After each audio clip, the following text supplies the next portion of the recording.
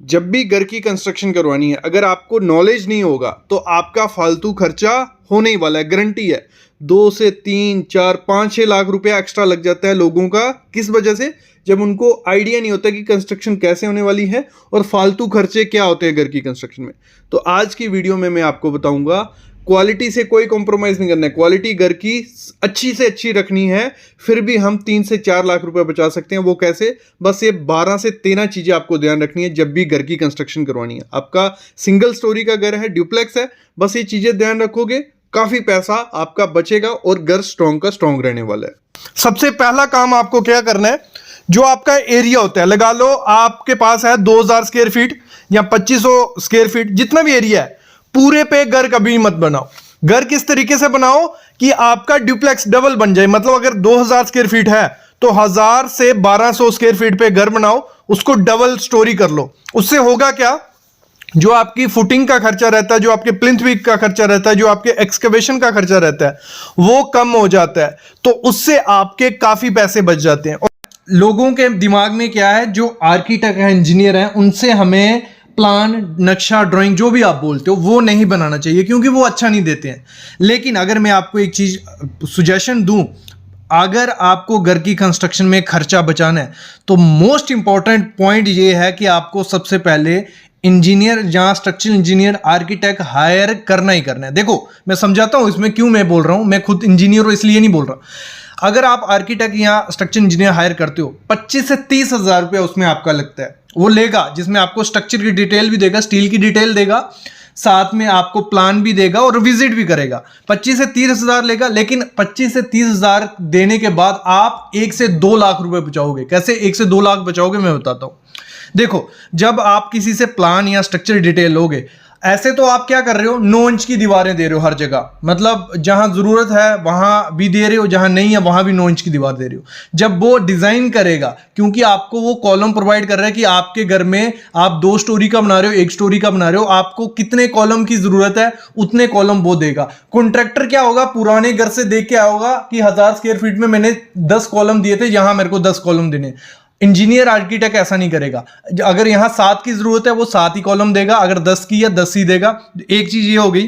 दीवारें, बाहर की दीवार वो 9 इंच की दे देगा, अंदर की जहां जरूरत है वहां 9 इंच की रहेगी, बाकी 5 इंच की। लेकिन कॉन्ट्रैक्टर क्या करेगा, वही सेम दीवारें दे दोगे। जहां आप खुद से कॉन्ट्रैक्टर पे नहीं विश्वास करोगे, आप खुद से भी 9 इंच की ही दोगे। रूम का साइज कितना जरूरी होता है, 10 बाई 10 या 10 बाई 12 या 12 बाई 15। इससे ज्यादा बड़ा रूम देके फायदा क्या है?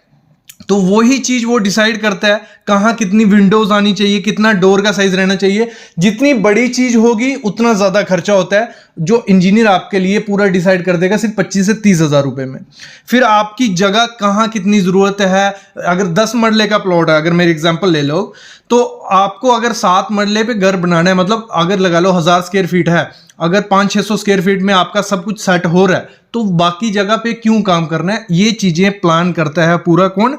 सिविल इंजीनियर या आर्किटेक्ट। और सरिया बच रहा है, आपकी लेबर बच रही है, टाइम बच रहा है, तो उसमें 1 से 2 लाख रुपए बच जाता है, क्योंकि सरिया बहुत महंगा है, लेबर बहुत महंगी है, ईंट बहुत महंगी है।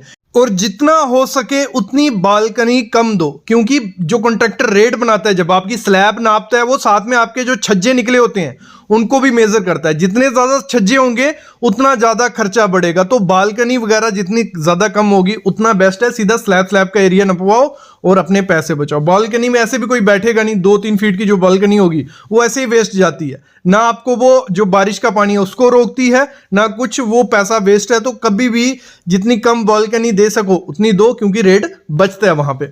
और जब भी प्लान बनवाना है वही चीज रखना, मतलब जहां आपको रूम की डिमांड है, जहां आपको ड्राइंग रूम की डिमांड है, लॉबी है, किचन, जिसकी डिमांड है उसको ही कंस्ट्रक्ट करवाओ और प्लान मस्ट बनवाओ। सीधा कॉन्ट्रैक्टर के पास मत चले जाओ, वो अपने हिसाब से जो उसको सही लगेगा वो बना देगा। आपने बोल दिया कि हमें 2 कमरों का घर बनाना है, तो वो 2 रूम रखेगा, कोई स्पेस खाली रख देगा, ऐसे वैसे।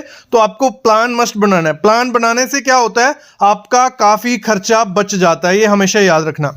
अगली चीज आपको क्या करना है, जब घर की कंस्ट्रक्शन करवा रहे हो, फ्रेम स्ट्रक्चर तो बनाना ही है। मतलब फ्रेम स्ट्रक्चर क्या हो गया, कॉलम बीम देने ही देने हैं। बिना उनके नहीं बनाना है हमें घर।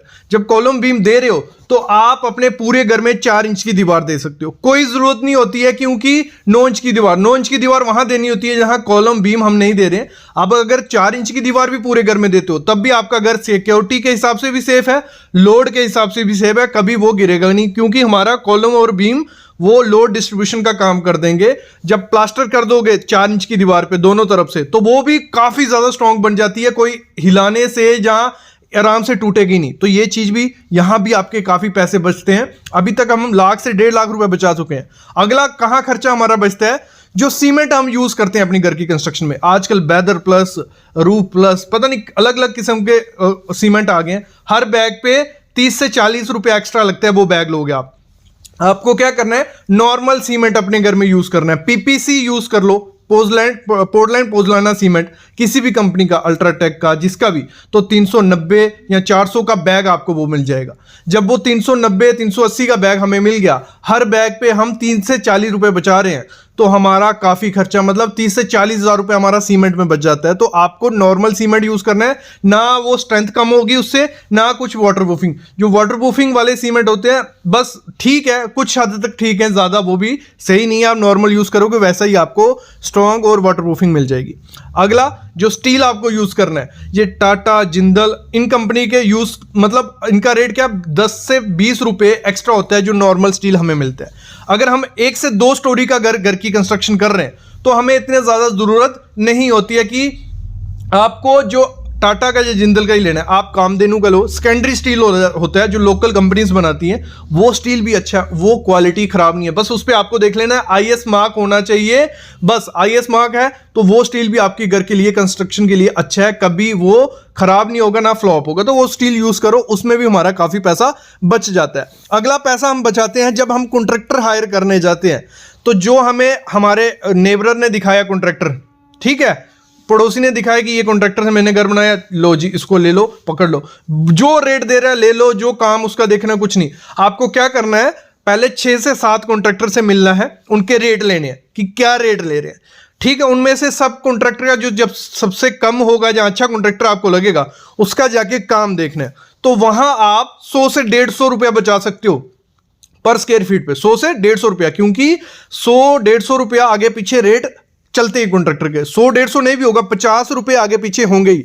अगर 1000 स्क्वायर फीट का भी घर है तो 50 रुपए पकड़ो, तो आपका कितना खर्चा बचेगा। तो आपको कॉन्ट्रैक्टर जब भी हायर करना है 3-4 जगह पूछ लेना है, उसका काम देख लेना है, तब हायर करोगे, आपके काफी पैसे उसमें बचेंगे। अगली चीज आपको क्या करनी है, जो आप घर की कंस्ट्रक्शन करते हो, सीलिंग की हाइट 9 से 10 फुट रखो, ज्यादा रखने की जरूरत नहीं होती है। लोग क्या करते हैं 10.5 भी, 11 फीट भी ले जाते हैं, तो इतनी ज्यादा जरूरत नहीं है रेजिडेंशियल घर में।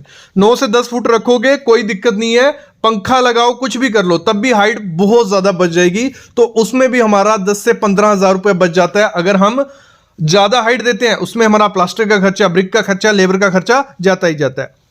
अगली चीज क्या करनी है, घर में लकड़ी के फ्रेमिंग करने की जरूरत नहीं है, क्योंकि लकड़ी जैसा लुक, लकड़ी से अच्छी लाइफ वाले प्रोडक्ट काफी मार्केट में आ चुके हैं। जापानी चौखट हो गए, एमएस के फ्रेम हो गए, सबको लगाओ आप, उसमें पीयू पेंट करवा लो लकड़ी वाला, तो उसमें आपके काफी पैसे बचते हैं। घर की कंस्ट्रक्शन में सबसे ज्यादा खर्चा जाता है लकड़ी का। लकड़ी बहुत महंगी है, विंडो के फ्रेम, डोर के फ्रेम, विंडो जहां डोर बनाते हो, तो इससे अच्छा है कि आप क्या करो, जापानी चौखट जो आती है या एमएस की जो रहती है, तो उससे बनाओगे, आपका खर्चा बचेगा और लुक वैसी ही आपको मिलेगी जैसे लकड़ी की मिलती है। अगली, लोग फॉल सीलिंग पे बहुत खर्चा करते हैं, नॉर्मल भी 1 लाख से 1.5 लाख रुपया खर्चा फॉल सीलिंग पे कर देते हैं। तो फॉल सीलिंग का ट्रेंड पुराना हो गया, इतनी ज्यादा जरूरत नहीं है फॉल सीलिंग की, क्योंकि आजकल ऑप्शन आ गए हैं प्रोफाइल लाइट के। आपका जब प्लास्टर हो रहा है सीलिंग का तभी कटिंग करवा लो, ठीक है। प्रोफाइल लाइट क्या होगी, कुछ ऐसी दिखती है, मतलब ठीक है, उसकी कटिंग जैसा आपको डिजाइन, फॉल सीलिंग वाला डिजाइन चाहिए वैसा कटिंग करवा लो और इसको लगवा लो। आधे से आधे खर्चे में आपका फॉल सीलिंग रेडी हो जाएगा, लग्जरी लुक मिल जाएगा और फॉल सीलिंग कराने का कोई जरूरत नहीं है। यहां भी हमने 50 से 60 हजार रुपये बचा लिया। जब हम डोर वगैरह लगवाते हैं तो डोर लकड़ी के लगवाओगे, जहां एमडीएफ हो गया, जहां बोर्ड के बनाए हुए लाओगे, तो वो महंगे पड़ते हैं। तो इसमें आपको क्या करना है, फैक्ट्री में जाना, 4 से 5 हजार रुपए में डोर आपको मिल जाएगा, जो हॉलो बोर्ड से बना होता है, या पीवीसी के आप ले लो, तो उसमें भी हमारा 10 से 12 हज़ार रुपया खर्चा बच जाता है जब आप डोर लगवाते हो। जब टाइल आपको अपने घर की कंस्ट्रक्शन में लगवानी है, टाइल हमेशा याद रखना जितना बड़ा पीस होगा उतना ज़्यादा महंगा वो होगा। तो हमेशा छोटा पीस लगाओ और लोकल कंपनी का लगाओ। टाइल लोकल कंपनी की भी अच्छी है, ब्रांडेड क्या करते हैं अपने ब्रांड पे खर्चा करते हैं, लेकिन टाइल की क्वालिटी सेम होती है। तो आप क्या करो, टाइल ले आओ 2x2 की, जहाँ उससे छोटा पीस लगवाना वो भी लगा सकते हैं, लेकिन 2x2 का लगाओ, उसमें भी काफ़ी खर्चा आपका बच जाएगा। अगला खर्चा आप बचा सकते हो जो लाल ईंट आती है, काफी महंगी आती है, 9 से 10 रुपए का पीस मिलता है, लेकिन उसी का अल्टरनेट एक बेस्ट ऑप्शन, अच्छा अल्टरनेट है फ्लाई ऐश ब्रिक, जो आपको 6 से 7 रुपए में मिल जाएगी। तो उसमें भी हमारा काफी खर्चा बचता है। तो अगर आपने कॉलम बीम दिए हुए हैं तो कोई दिक्कत नहीं है, फ्लाई ऐश ब्रिक लगवाओ, लेकिन वो ब्रिक लगवाना जो मशीन से बनी हो। हाथों से बनी फ्लाई ऐश ब्रिक मत लगाना, उसमें क्रैक आ जाते हैं, कुछ टाइम बाद वो खराब हो जाती है। तो आपको मशीन से बनी हुई फ्लाई ऐश ब्रिक लगवानी है, उसमें भी आपका 30 से 40 हज़ार रुपया बच जाता है। आप जब भी डिजाइन करवाओ, मतलब मैं सिविल इंजीनियर से ही बात कर रहा हूं अभी, अगर आप सिविल इंजीनियर हायर कर लिया, उससे डिजाइन करवाओ, डिजाइन उसको बोलो हमें चाहिए सिंपल, हमें बचाना है खर्चा। और खर्चा कैसे बचाए, अगर बाई चांस सिविल इंजीनियर तो जानते होंगे, आर्किटेक्ट जानते होंगे कैसे बचाना है, लेकिन अगर उसको नहीं पता है, उसको बोलो मेरे को चेन स्टेयर की जरूरत नहीं है। जो चेन स्टेयर रहती है जिसमें वो टप्पेदार सीढ़ी होती है, वो खर्चा लेती है क्योंकि उसमें सरिया बहुत जाता है, लेबर बहुत जाती है, आजकल ट्रेंड वो चला है, तो उसमें खर्चा जाता है। दिखने में वो इतनी ज्यादा, मतलब मिडिल क्लास फैमिली उस चीज को फॉलो कर रहे हैं जो किसमें, विलास में, जब बंगलों में होती है, वो उसकी हमारे घर पे जरूरत नहीं है। क्योंकि अगर वो सीढ़ी देनी है तो आपको उस हिसाब से आपकी लॉबी रहेगी, उस हिसाब से वो सीढ़ी उतनी जगह लेगी। तो ऐसे देके कोई फायदा नहीं है, फालतू खर्चा है, वो फालतू खर्चा हटा दो। जहां आर्च शेप बन रही है, कुछ आर्च देने की जरूरत नहीं है, सिंपल दो यार। जहां कुछ सर्कुलर शेप है, जितनी डिफिकल्ट शेप बनाओगे उतनी लेबर लगती है, उतना टाइम लगता है। और कॉलम जो रहेंगे, आप क्या करो, जितना जिस साइज की आपकी दीवार है, बाकी डिजाइन आपका आर्किटेक्ट सिविल इंजीनियरिंग कर लेगा, लेकिन जिस साइज की आपकी दीवार है उसी का दो, ना सर्कुलर देने की जरूरत है, ना बड़े रेक्टेंगुलर, ना कॉलम। ये चीज मतलब कॉम्प्लिकेटेड डिजाइन आपको अवॉइड करना है। जो बाहर एलिवेशन दी होती है, मतलब बीम निकाला हुआ है, फिर शेप आर्च दी हुई है, तो इसमें खर्चा जाता है, इसमें कोई जरूरत नहीं है। जो खर्चा आपको करना है अपने इंटीरियर पे करो, दूसरों को दिखा के कुछ नहीं है। एलिवेशन दो, कुछ एलिवेशन सस्ती होती है, सिंपल एलिवेशन होती है, जो स्क्वायर होगी, रेक्टेंगुलर शेप की जो एलिवेशन होगी, वैसे दोगे तो खर्चा कम होता है। ये चीज भी ध्यान रखना। अगली चीज आपको क्या करनी है, मोस्ट इंपॉर्टेंट चीज है, ये प्लॉट को लेके ही है। प्लॉट जो साइज, सब आप बहुत वीडियो देखे होंगे कंस्ट्रक्शन कॉस्ट रिड्यूस करने की, तो बोलते होंगे स्क्वायर शेप का बना लो, प्लॉट होगा या रेक्टेंगुलर उसमें करो। तो मैं बोलता हूँ स्क्वायर शेप का जो प्लॉट होता है वो बेस्ट है। वैसी ही जमीन आपके पास है तो ठीक है, नहीं है तो उसको स्क्वायर शेप में पॉसिबल करो जितने में घर बने। और अगर आपके पास है 2000 स्क्वायर फीट और आप सोच रहे हो मैं क्या करूंगा, नीचे ही 2000 स्क्वायर फीट का बना दूंगा, अगर ड्यूप्लेक्स नहीं जाऊंगा, 2000 स्क्वायर फीट अगर जगह है, मैं बोलता हूं 1000 स्क्वायर फीट पे घर बनाओ, बाकी लॉन के लिए रखो, अच्छा भी दिखेगा। दूसरी चीज, इसमें खर्चा कैसे बचेगा, खर्चा इसमें ऐसे बचेगा, अगर 2000 स्क्वायर फीट की जगह है, 1000 स्क्वायर फीट में आप बना रहे हो, एक तो जहां एक्सकवेशन का, खुदाई का खर्चा, क्योंकि पूरे में आपको फुटिंग प्लिंथ देना पड़ेगा, तो वो हम जब 1000 स्क्वायर फीट पे चले गए तो फुटिंग प्लिंथ का खर्चा निकल गया, ना हमें खुदाई का पैसा देना है, ना फुटिंग का देना है, ना प्लिंथ बीम का देना है। वो खर्चा जब बचेगा, हम ड्यूप्लेक्स बनाएंगे और ड्यूप्लेक्स में अच्छा भी दिखता है। तो आपके पास अगर ज्यादा जगह है तो उसको क्या करो, डबल ड्यूप्लेक्स कर दो, सिंगल स्टोरी के बीच मत रहो। ड्यूप्लेक्स में आपका काफी खर्चा बचता है, ये चीज ध्यान रखना। आप सबको पता है घर की कंस्ट्रक्शन में हमारा 25 से 30% किसका लेबर का खर्चा होता है और दूसरा होता है 70%। लेबर में हम कम पैसा बचा सकते हैं। सबसे ज्यादा घर की कंस्ट्रक्शन कॉस्ट अगर डिक्रीज करनी है, रिड्यूस करनी है, तो वो मटेरियल आपका करवाता है। कैसे, मैं समझाता हूं। देखो, अगर स्टील ब्रांड के साथ जाओगे, टाटा के साथ जाओगे, सेल के साथ जाओगे, या किसी दूसरे विजैक बड़े बड़े ब्रांड के साथ जाओगे, वो ब्रांडिंग का पैसा आपसे लेंगे। ठीक है, आपको क्या करना है, आपको, क्योंकि आपको घर बनाना है यार, 1 स्टोरी 2 स्टोरी 3 स्टोरी, उसमें इतना ना आपको विंड फोर्स का डर है, ना आपको अर्थक्वेक का डर है, क्योंकि 3 स्टोरी में अगर कॉलम बीम वगैरह प्रोवाइड किया है, फाउंडेशन किया है, कोई उसमें दिक्कत नहीं आने वाली। तो आपको करना क्या है, आपका जो भी लोकल ब्रांड का सरिया वहां उसको लो, क्योंकि लोकल ब्रांड ये तो नहीं है कि वो घर से कोई मिट्टी निकाल रहे हैं उससे सरिया बना रहे हैं, ऐसा कुछ नहीं है। वो सरिया भी प्रॉपर ISO वेरीफाइड, ये देखना है कि ISO में वेरीफाइड होना चाहिए, उस पर लिखा होना चाहिए सरिया पे ISO। अगर वो लिख दिया है, बहुत पूरे हो गया, क्योंकि उन्होंने रूल फॉलो किया, IS कोड जैसे बोलता है वैसे सरिया सरिया बनाओ, क्योंकि वो छोटी कंपनी है, ब्रांडिंग में इतना खर्चा नहीं लगा रही है, वो उसमें पैसा बचा के आपको सस्ता सरिया दे रही है कि आप ही उसकी मार्केटिंग हो जाओ।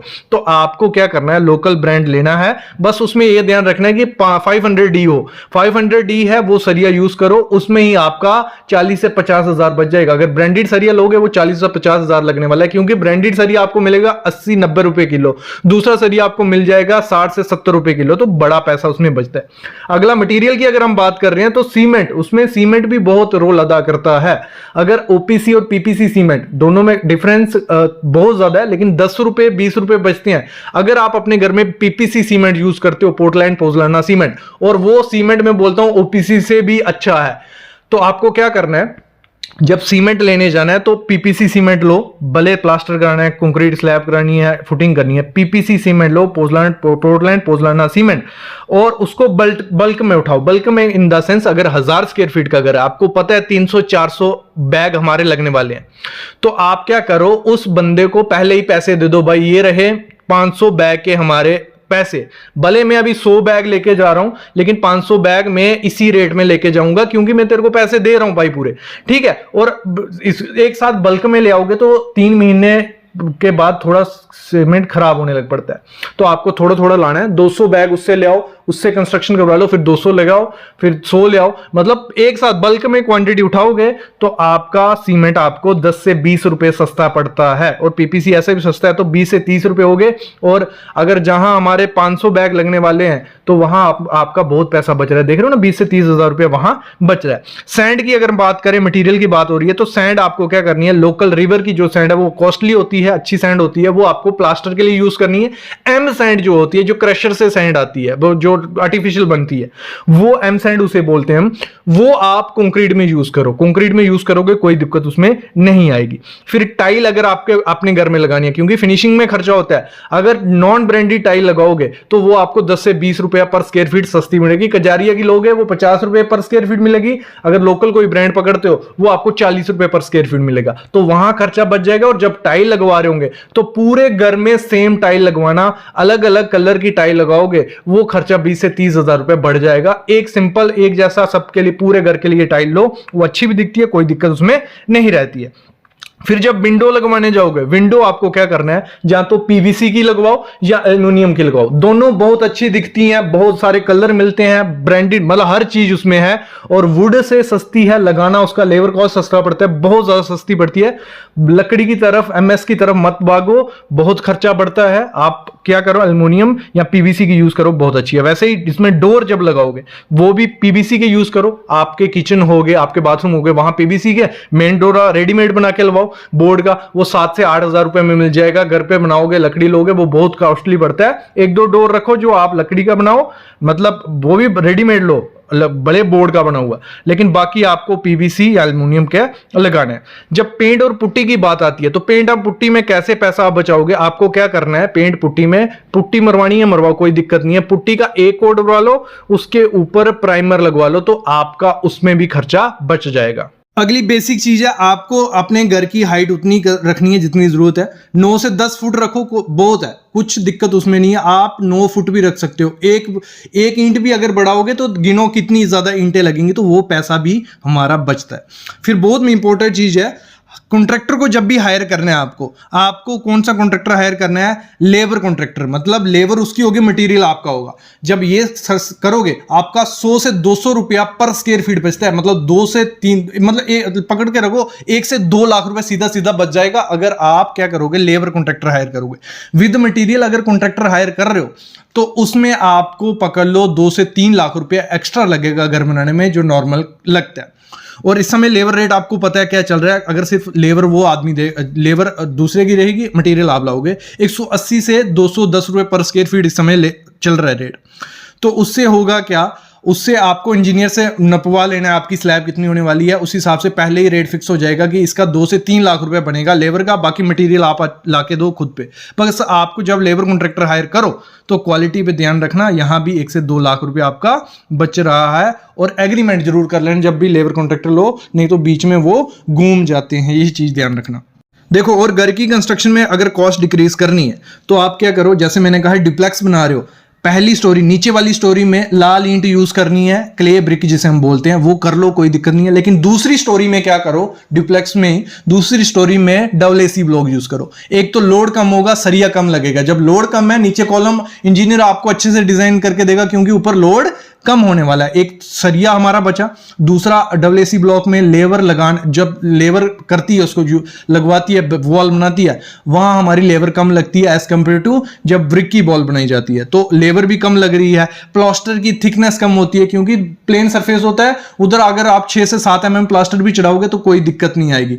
तो डबल एसी ब्लॉक यूज करो, बहुत पैसा बचता है। मतलब ब्रिक वर्क और डबल एसी ब्लॉक में अगर प्राइस कंपैरिजन करें, आपका 1 क्यूबिक मीटर में भी 2 से 3 हजार रुपये बच जाएगा। तो इसमें भी आपका खर्चा बचता है, आपको ये चीज ध्यान देनी है। जब भी किचन डिजाइन करवाओ, एल्यूमिनियम यूज करो उसमें, क्योंकि अगर किचन आप प्रॉपर बोर्ड शोर्ड सब कुछ लगाओगे, 1 से 2 लाख रुपया लग जाता है। एल्यूमिनियम की किचन बनाती हो, देखने में बहुत सुंदर दिखती है। मैं बोलता हूं वुडन से भी अच्छी दिखती है, क्योंकि उसमें भी काफी कलर आ जाते हैं। तो उसमें भी आपका 60 से 70 हजार रुपये बच जाता है, ये चीज ध्यान रखना। और जब स्लैब की कंक्रीटिंग की जाती है, तो वहां पे थिकनेस जो स्लैब की रखनी है, 6 इंच रखनी है, क्योंकि कॉन्ट्रैक्टर ध्यान नहीं देता है। 6 इंच की जगह 7 इंच कर देगा, वहां 30 से 40 हजार रुपये एक्स्ट्रा लग जाएगा।